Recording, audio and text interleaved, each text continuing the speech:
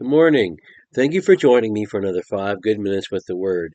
I'm Barry Bryson, and we're continuing our study entitled Matriarchs, in which we are looking at the women we get to know in the book of Genesis. And today we're going to begin 2 or 3 sessions in which we talk about Rebekah. We just talked about Hagar and mentioned how underrepresented she is in our study and our imagination because so much ink is devoted to her in the book of Genesis. Even more ink is devoted to Rebekah. We know Rebecca really so much better than we know Isaac. Much more ink is devoted to her than other women than Sarah, and some other women that loom larger in our thought, in our study, in our imagination. I love the story of Isaac and Rebecca. I love it because Isaac and Rebecca are the only truly monogamous relationship among the patriarchs. They just have each other. And that's enough for Isaac, who loves his wife. Well, we'll talk about that a little later in this session.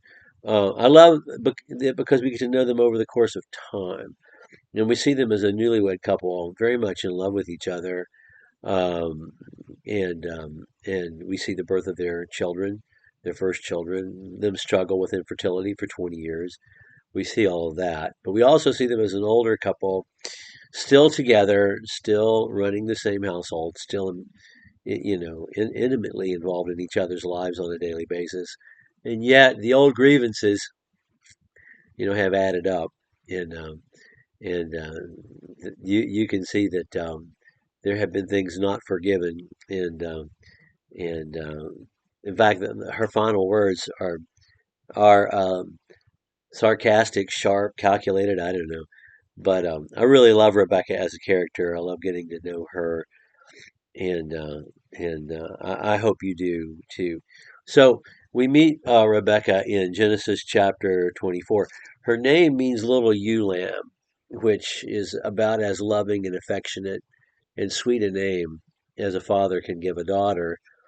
Um, and so she has one of the great, names, daughter names in the Old Testament.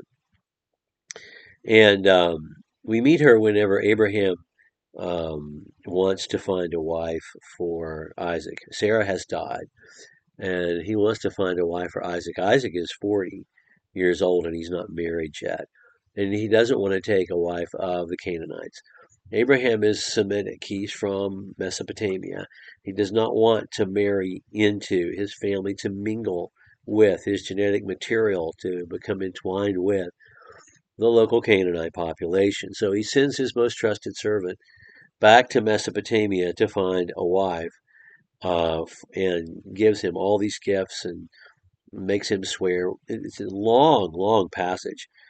Chapter 24 has 67 verses. We're going to read very few of them because we just don't have time today, but we'll tell the story. So he goes and he takes his job seriously. And when he comes to, the villages where he hopes to find a wife for Isaac, this servant prays a prayer.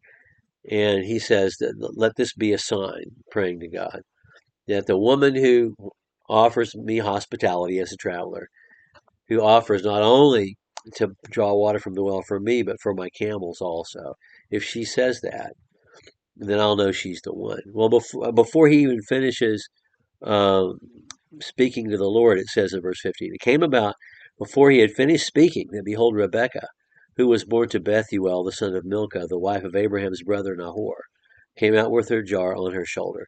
So she's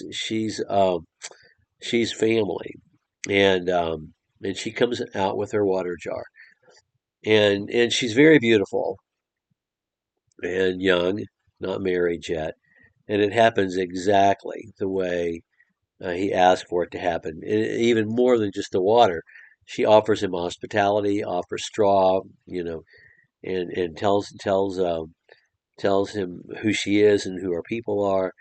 And so then he just rejoices in the Lord. They go back home. He tells her father Bethuel and her brother Laban the story, rehearses it point by point, and they accept that this is something from God.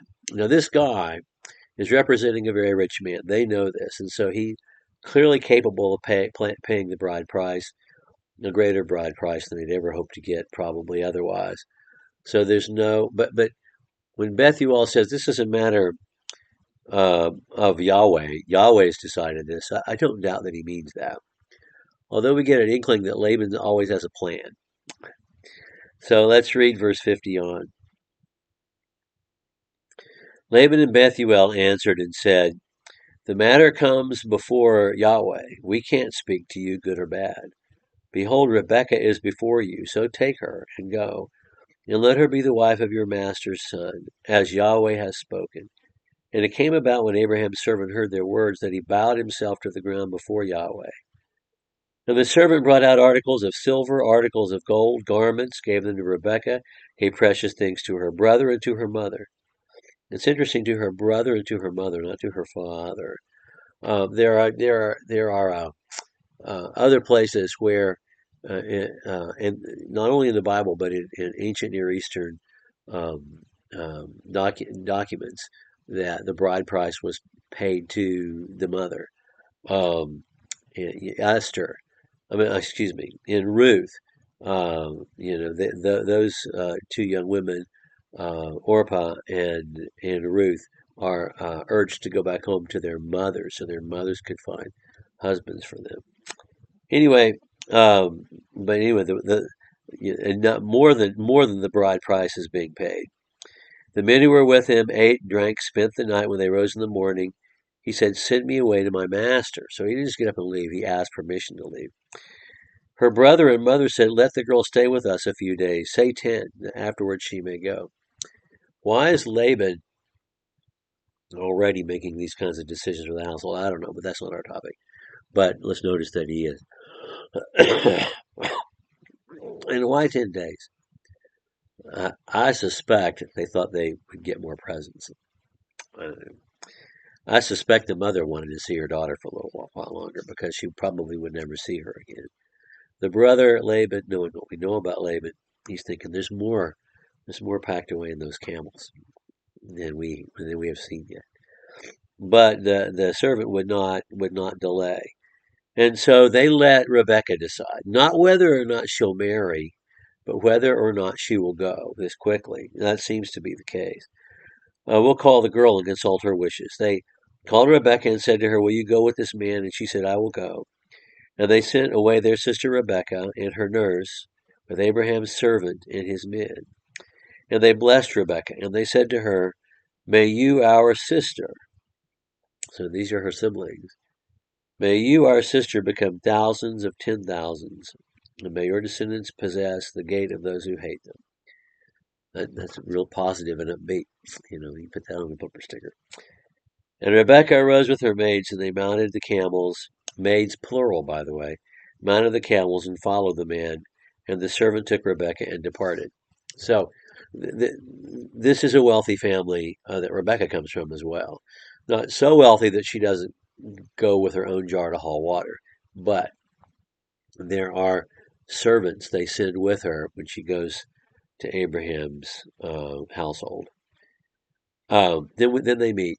And anyway, we'll talk about that next time. We're running out of time because I don't want to shortchange that. It's one of the great moments in the Bible, I think. Anyway, well, that's how she becomes engaged to be married to Isaac, and we'll talk about their meeting next time. Thank you for joining me for what is now nearly 10 good minutes with the Word.